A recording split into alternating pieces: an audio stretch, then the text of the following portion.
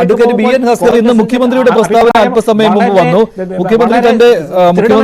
മുഖ്യമന്ത്രി തന്റെ പ്രസ്താവനയിൽ CPM-ന്റെ ആ നിലപാടിൽ തന്നെ ഉറച്ചു നിൽക്കുകയാണ്. അത് മാത്രമല്ല, സംസ്ഥാന സർക്കാരാണല്ലോ ആദ്യമായി ഇക്കാര്യത്തിലൊരു പ്രമേയം പാസ്സാക്കിയതും. സംസ്ഥാന നിയമസഭയാണല്ലോ ആദ്യം പ്രമേയം പാസ്സാക്കിയത്. അതിന്റെ ചുവട് പിടിച്ച് BJP ഇതര സർക്കാരുകൾ, മറ്റു സർക്കാരുകളും പ്രമേയം പാസ്സാക്കുകയുണ്ടായി. പൗരത്വ ഭേദഗതി നിയമം നടപ്പിലാക്കില്ല എന്ന്. ഇപ്പോഴും മുഖ്യമന്ത്രി പറയുകയാണ് പൗരത്വ ഭേദഗതി നിയമം സംസ്ഥാനത്ത് നടപ്പിലാക്കുകയില്ല എന്ന്. പക്ഷെ അതിൽ ഈ സംസ്ഥാനങ്ങൾക്ക് എങ്ങനെ ഇതിൽ മാറി നിൽക്കാൻ കഴിയുമെന്നുള്ള ചോദ്യമുണ്ടല്ലോ. രാഷ്ട്രീയ നേട്ടത്തിനോ അല്ലെങ്കിൽ രാഷ്ട്രീയ നിലപാടോ എന്ന രീതിയിൽ പറയാം ഞങ്ങൾ നടപ്പിലാക്കുകയില്ല എന്ന്. അതായത് ഞങ്ങൾ അനുകൂലമല്ല എന്നുള്ള നിലപാടാണല്ലോ അതിൽ. പക്ഷേ CAA നടപ്പിലാക്കാതിരിക്കാൻ ഒരു സംസ്ഥാനത്തിന് കഴിയില്ലല്ലോ. ഇത് ഓൺലൈൻ വഴിയുള്ള രജിസ്ട്രേഷൻ പ്രോസസ്സാണ്. ഈ അഭയാർത്ഥികൾ തന്നെയാണ് തീരുമാനിക്കുന്നത് തങ്ങൾക്ക് പൗരത്വം വേണോ വേണ്ടയോ എന്നുള്ളത്. അത് അവരവർ അപേക്ഷിക്കുന്നു, അവർക്ക് യോഗ്യതയുണ്ടെങ്കിൽ അവർക്ക് കിട്ടുന്നു. അതിലൊരു സംസ്ഥാനത്തിന് എങ്ങനെ ഒരു മാറി നിൽക്കുക അല്ലെങ്കിൽ ഞങ്ങൾ നടപ്പിലാക്കുകയില്ല എന്ന നിലപാടെടുക്കാൻ അല്ലെങ്കിൽ എന്ന തീരുമാനമെടുക്കാൻ കഴിയും? നിലപാടെടുക്കാം, പക്ഷെ തീരുമാനം എങ്ങനെ എടുക്കാൻ കഴിയും? അഡ്വക്കേറ്റ് ഹസ്കർ. മഞ്ജുഷ, ഇതിലൊരു രാഷ്ട്രീയ തീരുമാനം എന്താണെന്നുള്ളതാണ് ഞാൻ വിചാരിക്കുന്നത്. ഇതൊരു പൊളിറ്റിക്കൽ ഗിമിക്ക് എന്നുള്ളതിനപ്പുറം ഒരു തരത്തിലും ഇന്ത്യയെ സംബന്ധിച്ചിടത്തോളം ആശ്വാസകരമായിട്ടുള്ള ഒരു നിയമ ഭേദഗതി ആയിരുന്നില്ല എന്ന് 2019 മുതൽ ഈ നിയമം നടപ്പിലാക്കുന്ന ഘട്ടത്തിൽ രാജ്യത്താകമാനം അത്തരത്തിലുള്ള ഒരു മുറവിളികൾ ഉണ്ടായിരുന്നു. സ്വാഭാവികമായും മതത്തിന്റെ പേരിൽ മനുഷ്യനെ പൗരത്വം നൽകാതിരിക്കുക എന്ന് പറയുന്ന ഏറ്റവും മനുഷ്യത്വഹീനമായിട്ടുള്ള ഒരു പ്രവൃത്തിയാണ് കേന്ദ്ര ഗവൺമെന്റ് ഈ നിയമം ഇപ്പോൾ പ്രാബല്യത്തിൽ വരുത്തുന്നതോടുകൂടി വന്നിട്ടുള്ളത്. സ്വാഭാവികമായും നേരത്തെ ക്രിമിനൽ ചട്ടങ്ങളും അതുപോലെ തന്നെ ഇന്ത്യൻ പീനൽ കോഡിലും അതുപോലെ തന്നെ തെളിവ് നിയമവും അടക്കം മാറ്റിക്കൊണ്ട് കേന്ദ്ര ഗവൺമെന്റ് വിജ്ഞാപനം ഇറക്കിയിട്ടുണ്ട്. ജൂലൈ മുതൽ പുതിയ നിയമമാണ് ഇന്ത്യയിലൊട്ടാകെ പ്രാബല്യത്തിൽ വരുന്നത്. സ്വാഭാവികമായും ഏതോ വലിയ മാറ്റങ്ങൾ ഉൾക്കൊള്ളുന്നു എന്ന അർത്ഥത്തിൽ കൊട്ടിഘോഷിക്കുകയും എന്നാൽ നിലവിൽ നടപ്പിലാക്കിയിരുന്ന മെക്കാള പ്രഭുവിന്റെ നിയമത്തിൽ നിന്ന് യാതൊരു തരത്തിലുള്ള മാറ്റങ്ങളും വരുത്താൻ കഴിയാതെ ചില വകുപ്പുകൾ അങ്ങോട്ടും ഇങ്ങോട്ടും തിരിച്ചു എന്നുള്ളതല്ലാതെ ആ നിയമത്തിൽ യാതൊരു അന്തസത്തയും ഉണ്ടായിരുന്നില്ല എന്നുള്ളതാണ് ഇപ്പോൾ നിയമവൃത്തങ്ങളിൽ നിന്ന് കേൾക്കുന്ന അല്ലെങ്കിൽ നിയമം പഠിക്കുന്നവരിൽ നിന്ന് കേൾക്കുന്ന വാർത്തകൾ. അതുപോലെ ഇതിലൊരു രാഷ്ട്രീയ ലക്ഷ്യം ഒഴിച്ച് ഏതെങ്കിലും തരത്തിൽ ഇന്ത്യയുടെ പൗരത്വത്തെ അല്ലെങ്കിൽ പൗരത്വം നിയമങ്ങളെ ഏതെങ്കിലും തരത്തിൽ ക്രോഡീകരിക്കുന്നതിനുള്ള ഒരു നിലപാടും കേന്ദ്ര ഗവൺമെന്റ് എടുത്തിട്ടില്ല.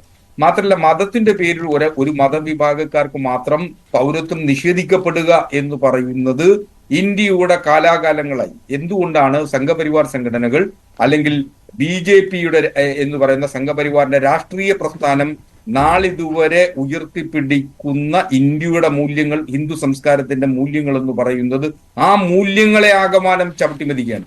ഹിന്ദു സംസ്കാരത്തിന്റെ മൂല്യങ്ങളെ ഒരു തരത്തിലും ഉൾക്കൊള്ളാൻ കഴിയാതെയും ആ സംസ്കാരത്തിന്റെ വക്താക്കളാണെന്ന് വിളിച്ചു കൂവുകയും ചെയ്യുന്ന സംഘപരിവാറിന് വീണ്ടും ഒരിക്കൽ കൂടി തെളിയിക്കുകയാണ്. കാരണം ഏതു സംസ്കാരത്തെയും രണ്ടു കൈ നീട്ടി സ്വീകരിക്കുന്ന ഒരു വലിയ മഹാസംസ്കാരമാണ് ഹിന്ദു സംസ്കാരം, അല്ലെങ്കിൽ ഞാനും നിങ്ങളും എല്ലാവരും അനുഭവിച്ചു വരുന്ന ഇന്ത്യയുടെ സംസ്കാരം എന്ന് പറയുന്നത്. ആ സംസ്കാരത്തെ ചവിട്ടിമതിക്കുന്ന തരത്തിലാണ് നിയമം ഇപ്പോ നടപ്പിലാക്കുന്നത് വഴി കേന്ദ്ര സർക്കാർ ചെയ്തിട്ടുണ്ട്. പിന്നെ പാർലമെന്റ് തെരഞ്ഞെടുപ്പിന് തൊട്ടു മുന്നിൽ നിൽക്കുന്ന ഒരു ഘട്ടത്തിൽ ആ തെരഞ്ഞെടുപ്പിന്റെ കേളികൊട്ട് ഉയരുന്ന ഘട്ടത്തിൽ ആ തെരഞ്ഞെടുപ്പിൽ ഏതെങ്കിലും തരത്തിൽ ക്രോഡീകരിക്കാൻ കഴിയുമോ? അതൊരു രാഷ്ട്രീയമായിട്ടുള്ളൊരു ചോദ്യമാണ്. രാമക്ഷേത്രം നിർമ്മിക്കപ്പെട്ടു, രാംലല്ല നിർമ്മിക്കപ്പെട്ടു കഴിഞ്ഞപ്പോ അതിനെ തുടർന്ന് ഇന്ത്യ ഒട്ടാകെ എങ്ങനെ ഇന്ത്യയെ വിഭജിക്കാൻ കഴിയും, അതുപോലെ ആ വിഭജനത്തിലൂടെ ഹിന്ദു സമൂഹത്തെ എങ്ങനെ ഒരുമിച്ച് നിർത്താൻ കഴിയും എന്ന ശ്രമമായിരുന്നു BJP നടത്തിയിരുന്നതെങ്കിൽ അതൊരു വലിയ രാഷ്ട്രീയ പരാജയമാണ് എന്ന ബോധ്യം ഇപ്പോൾ BJPക്കുണ്ട്. പകരം ഇപ്പോ പൗരത്വ ഭേദഗതി നിയമം കൂടി അവതരിപ്പിക്കപ്പെടുമ്പോൾ ഉണ്ടാകാൻ പോകുന്നത് ഇന്ത്യയിലെ ന്യൂനപക്ഷങ്ങൾക്കിടയിൽ ആ ന്യൂനപക്ഷങ്ങൾക്കിടയിൽ ഉണ്ടാകുന്ന വിറളി പിടിച്ച മനസ്സുകൾ അതിനെതിരെ വലിയ തോതിൽ പ്രതിഷേധമുണ്ടാക്കുകയും അതുവഴി മറ്റൊരു കാര്യം കൂടി, ഇപ്പോൾ പാകിസ്ഥാനിലും ബംഗ്ലാദേശിലും അഫ്ഗാനിസ്ഥാനിലും നടക്കുന്ന മനുഷ്യാവകാശ ലംഘനങ്ങൾ, അതിൽപ്പെട്ട് ഇന്ത്യയിലേക്ക് അഭയാർത്ഥികളായി വന്ന ആളുകൾ അവർക്ക് പൗരത്വം കിട്ടുന്നു എന്നുള്ള ഒരു പോസിറ്റീവ് സൈഡ് അതിനകത്തുണ്ട്. അത് നിങ്ങൾ മനസ്സിലാകാതെ പോകുന്നതാണോ, അത് ഒഴിവാക്കി നിർത്തുന്നതാണോ? അങ്ങനെയല്ല, എല്ലാ മനുഷ്യർക്കും പൗരത്വം നൽകണമെന്നേ. അതിൽ മുസ്ലിം നാമധാരികളായിട്ടുള്ള അല്ലെങ്കിൽ മുസ്ലിം സമുദായത്തിൽപ്പെട്ട ആളുകൾക്ക് പൗരത്വം നിഷേധിക്കപ്പെടുന്നത് ഏതു ന്യായത്തിന്റെ പേരിലാണ്? ഹിന്ദു, സിഖ്, പാഴ്സി തുടങ്ങിയിട്ടുള്ള വിഭാഗങ്ങളിൽ നിന്ന് വരുന്ന അഭയാർത്ഥികൾക്ക് പൗരത്വം നൽകുകയും മുസ്ലിം സമുദായത്തിൽപ്പെട്ട ആളുകൾക്ക് പൗരത്വം നിഷേധിക്കുകയും ചെയ്യുന്നത് എന്തു രാഷ്ട്രീയ മര്യാദയും ഇന്ത്യയുടെ സംസ്കാരത്തിന്റെ ഏത് കോണിൽ എങ്ങനെ നമുക്ക് അതിനെ ന്യായീകരിക്കാനാവും? അവിടെയാണ് പ്രശ്നം ഉദിക്കുന്നത്. മതത്തിന്റെ പേരിൽ പൗരത്വം നിഷേധിക്കപ്പെടുക എന്ന് പറയുന്നത് ലോകത്തിന്റെ ഇത്രയും വലിയ പുരോഗമനം ലോകത്താകമാനം ഉണ്ടാവുകയും ഇന്ത്യ ഈസ് ഷൈനിങ് എന്ന് പറയുന്ന ഏറ്റവും വലിയ പ്രചണ്ഡമായിട്ടുള്ള പ്രചാരവേലകൾ നടത്തുന്ന മോദി ഗവൺമെന്റിന് ഒട്ടും യോജിക്കുന്നില്ല. മറ്റു നയതന്ത്ര കാര്യങ്ങൾ കൂടി കേന്ദ്ര സർക്കാർ പരിഗണിച്ചിട്ടുണ്ടല്ലോ. ഇപ്പോൾ മ്യാൻമറിൽ നിന്നുള്ള അഭയാർത്ഥികൾക്ക് രാഷ്ട്രീയ അഭയം നൽകണം, അവരെ പൗരന്മാരായി അംഗീകരിക്കണം എന്നുള്ള വാദം നിങ്ങൾ ഉന്നയിക്കുന്നുണ്ടല്ലോ. ഇപ്പോൾ അതൊക്കെ ഉൾക്കൊള്ളിക്കണം എന്നുള്ളതാണല്ലോ ഈ പറയുന്ന 3 രാജ്യങ്ങളിൽ നിന്നുള്ളവരെ മാത്രമല്ല മറ്റു രാജ്യങ്ങൾ, അങ്ങനെ മ്യാൻമറൊക്കെ അതിന്റെ പരിധിയിലേക്ക് കൊണ്ടുവരുന്നത് ഈ പൗരത്വ ഭേദഗതി നിയമത്തെ എതിർക്കുന്ന ആളുകൾ. പക്ഷെ അങ്ങനെ വരുമ്പോൾ മ്യാൻമറുമായിട്ടുള്ള ബന്ധം വഷളാകാനിടയുണ്ട്. അവിടുത്തെ ഈ റോഹിംഗ്യൻകാർ അവിടുത്തെ വിമതരാണ് എന്ന രീതിയിലാണല്ലോ കാര്യങ്ങൾ. അങ്ങനെ വരുമ്പോൾ ഇന്ത്യ അവരെ അംഗീകരിക്കുകയാണെങ്കിൽ പ്രശ്നം മ്യാൻമറുമായുള്ള നയതന്ത്ര ബന്ധം വഷളാകുന്നു. അങ്ങനെയുള്ള ഒരുപാട് കാര്യങ്ങൾ കേന്ദ്ര സർക്കാരിന്റെ പരിഗണനയിൽ വന്നിട്ടുണ്ടല്ലോ.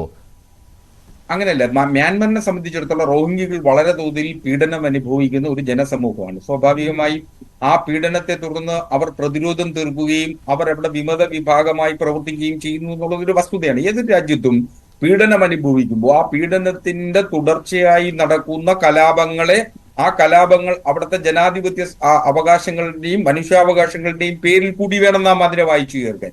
അപ്പൊ സ്വാഭാവികമായി മ്യാൻമറിൽ റോഹിംഗ്യകൾ നടത്തുന്ന സമരമാർഗങ്ങൾ അവർക്ക് നേരെ നടക്കുന്ന നീചവും നിഷ്ഠൂരവുമായിട്ടുള്ള ആക്രമണങ്ങൾ അത്തരത്തിൽ വേണം നമുക്ക് തിരിച്ചറിയുവാൻ. ആ തിരിച്ചറിവുകളിൽ നിന്നാണ് മ്യാൻമറിൽ മാത്രമല്ല ഏതൊരു സമൂഹത്തിൽ നിന്നും ഏതൊരു രാജ്യത്തു നിന്നും ഇന്ത്യ എല്ലാ കാലത്തും അനുവർത്തിച്ചു വരുന്ന ഒരു രാഷ്ട്രീയ നിലപാട് പൗരത്വത്തെ സംബന്ധിച്ച് എന്ന് പറയുന്നത്, അഭയാർത്ഥി പ്രശ്നങ്ങളെ സംബന്ധിച്ച് ഇന്ത്യ എടുത്തിട്ടുള്ള നിലപാട് എന്ന് പറയുന്നത് എല്ലാവരെയും 2 കൈയും നീട്ടി സ്വീകരിക്കുന്നതായിരുന്നു. ഇവിടെ മതത്തിന്റെ പേരിൽ ചില ആളുകളെ മാത്രം അതിർത്തിക്ക് പുറത്തു നിർത്തുകയും അവർക്ക് പൗരത്വം നിഷേധിക്കപ്പെടുകയും ചെയ്യുന്ന ഏറ്റവും നികൃഷ്ടവും നിഷ്ഠൂരവുമായിട്ടുള്ള ഒരു രാഷ്ട്രീയ നിലപാടാണ്.